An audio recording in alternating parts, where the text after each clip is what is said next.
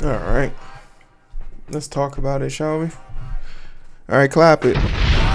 Yeah. Let me start off by saying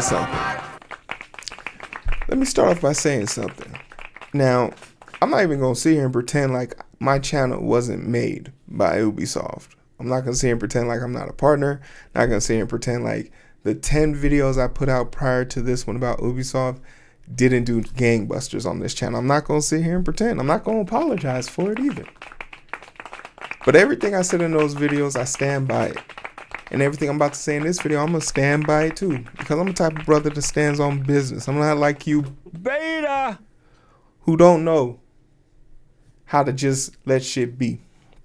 But that's neither here or there. How you guys doing? My name is Hero. This is Coding with Strangers. And I am really nervous about Ubisoft's current predicament. And I'm saying Ubisoft as the company, as my obsession with their game isn't really what I'm in concern with. Poor business decisions will lead to horrific side effects on games.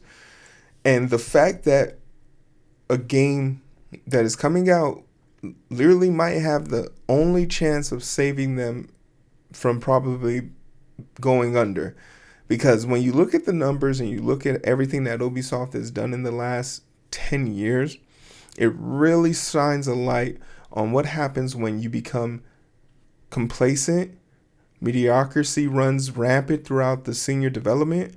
When the idea of making money over making quality games matters. And when your CEO is mad that there are good games out there, which is making it tough, making it hard for his mediocre bullshit to stand amongst them. Ubisoft used to have the reputation aligned with quality, but they chipped away at it for years, whether it was from the literal DLC face swappings of their pioneer game Assassin's Creed, or the fake fidelity, water physics, graphics, and rundown of Watch Dogs 1, which would have been a premiere, and I stand by this, which would have been a premiere version pioneer game on par with Infamous. But the thing about Ubisoft is they're comfortable where they are. You don't believe me? Ubisoft literally made a game called Assassin's Creed, which is just Far Cry first person, which is just Watch Dogs with technology third person. It's Assassin's Creed with guns.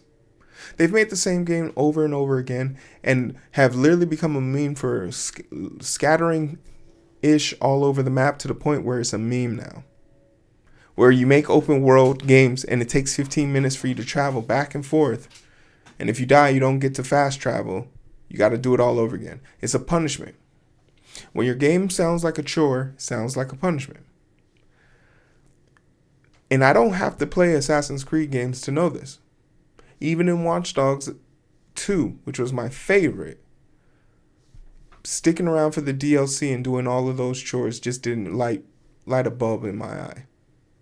In fact, I'm adamant about not buying DLC. But this doesn't stop me from still being excited to play Assassin's Creed. My first Assassin's Creed might be my last. And it's kind of sad to say, but based on these articles, Assassin's Creed as we know it might be changing. And the question then becomes, what fills that power vacuum?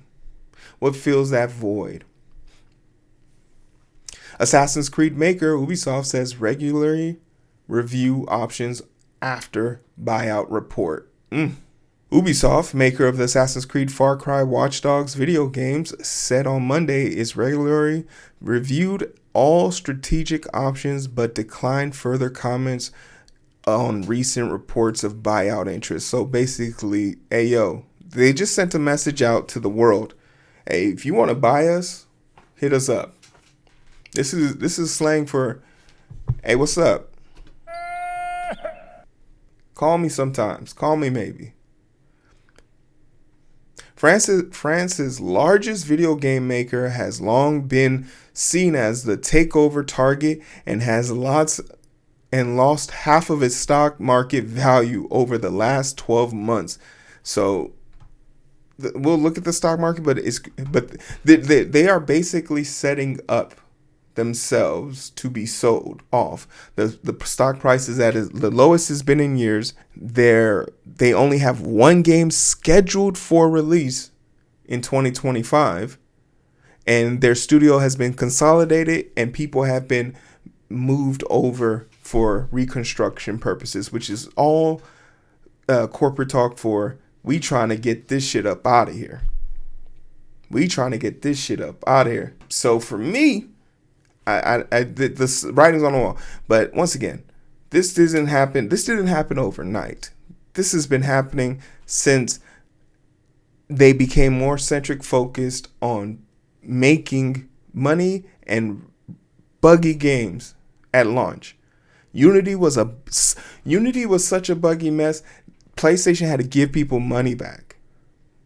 That can't be happening, right? Ubisoft said in a statement that it would inform market if and when opportunities, if and when it's appropriate. Ubisoft said in a statement it would inform market if and when appropriate. A spokesperson for the company declined comments further when asked by Reuters whether the company had received any approach from potential bidders. Monday's statement followed a report last week by Bloomberg News that Ubisoft founding family, the Guillemots, and Chinese tech giant Tencent were considering a buyout.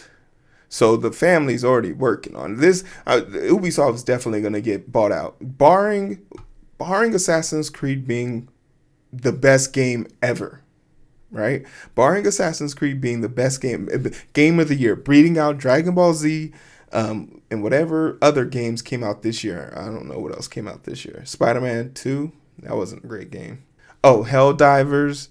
But let's just say it just destroys everything. Then maybe they'll have a heartbeat. But anything less than a miracle, even if Ubisoft, and this is the kind of the tragic thing about it, even though the game will do well, because all of Assassin's Creed games do well, to assume that they don't sell 15 to 20 million is a farce. But the fact that the game will do well and the studio will close afterwards is going to stop a certain demographic of people on the internet who don't have two functioning brain cells to be able to say, oh, look, see, it wasn't that good. It closed the studio. But no one's going to talk about how, they let out the first two games after the second one in a buggy hell. Shares in Ubisoft initially rose by 6% on Monday after the statement topping the SBF 120 index. The Guillemots family and Tencent together hold close to 25% of Ubisoft shares in capital, LSEG data shows. After the deal in 2020 saw the Chinese group acquire close to half of the Guillemots holdings, the move capped a difficult period at Ubisoft marked by succession of delays, new video games, and management changes. Just call it what it is. You're not making quality games. Legion failed. Watch Dogs Legion was horrible. As a person who played Watch Dogs 1 and 2 and heard the idea that I could play as anybody, like any NPC, be a hacker of any sort, sounded amazing. Until you get to the dialogue tree and realize it was undercooked, underbaked, and surprisingly, Steam quality games did it better. Steam quality games did it better. There are indie devs who have done role-playing multiple tree technology using whether it's AI algorithms or just using tree branches where they tediously type out every comment themselves and they do it better. The Phoenix Wright series do it better. There was a Sherlock Holmes game that did it better. And it's just one of those things where the mistakes of the past will come back and haunt you. Ubisoft's stock price slipped further last month after weaker than expected quarterly sales. Yeah, the Star Wars Outlaws situation did not help anybody. And that's the thing that's kind of dumbfounding for most people. When you think about Star Wars and how that property and IP just has money attached to it, how do you fumble that bag? You want to know how you fumble it? You make it a Far Cry game but for 3D in space. Nobody asked for that. You had the chance to write a unique, interesting story, but you could just see the writing on the wall with all the things that, and from what I could see, it has good gunplay, but you can't just have good gunplay. It has to be the best. When you put out a game for $70, $90, it's got to be the best. And Assassin's Creed Shadow is in danger because it's releasing in February next to Monster Hunter. Two different genres.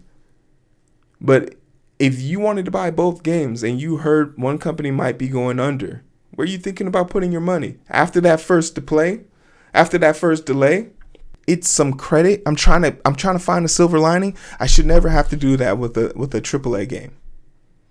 I should never have to find a silver lining with a AAA game. It should come inherent that they have done something innovative. Like, tell me something that game has done to innovate the genre. You can't do it. You can't do it. But, you know, a lot of people think about when they think about this is just, what does this mean? So as of September 11th of this year, conversations about buying the company out were up in the air. And on the 11th of September, you could get Ubisoft at $13. I could buy 10% of Ubisoft and be a 10% shareholder with my whole entire stock portfolio. Today, with that same amount of money, I could own probably close to 23%. The same amount that Tencent owns in Ubisoft shares, because it is so low. It's $2.95. I'm not giving financial advice here. Don't do this. Don't buy this. Don't do this. Don't buy this. But I share all of this to say, if and when Ubisoft goes under, it's important that we point blame to the past and not the future. It's important that we realize that they've been asking the CEO to step down since September of this year. It's important to remember that they did 4 reconstructurings while in development of 6 games where only 3 of them were released. It's important to not harass the development. It's important because the developers don't get to make the decisions. They just get to do the work. It's important for you to use more than 2 brain cells and realize that a black samurai being in a video game isn't why the game failed. It's important for us to point the finger even as early as Watch Dogs 1, when they decided to let a PC rendering trick a bunch of people who are playing for a game on a PlayStation 3 to believe that this game would have the graphical capabilities to do what they did in an E3 showcase. It's important for us to direct our jeers towards the owners, the product managers, the CEO and the board of directors who allowed their game to slip into the mediocrity that it is today. When Assassin's Creed Shadow comes out, I'm going to play that game. And if the game is dog water, I'll be the first motherfucker to tell you it was dog water. Ubisoft don't pay me that much. You feel me? But I think it's more important for us to judge the characteristics of a game on game lines and not on the owners who will never get to really experience the letdown that the host of people who are waiting for this game to be. Because the success of this game really does open the door up for bigger, better opportunities. And when a lackluster company that doesn't really care about the social identities that go into making games, it causes a ripple effect like this. Their careless and callous ways of handling this game and their inability to manage their company has had a reverberating effect on people who just wanted to enjoy this game for what it was, for what it will be. But we can't do that anymore because the simple defense of us wanting to play a game now looks like the defense of me wanting to defend Ubisoft. That isn't the case. It's far from it.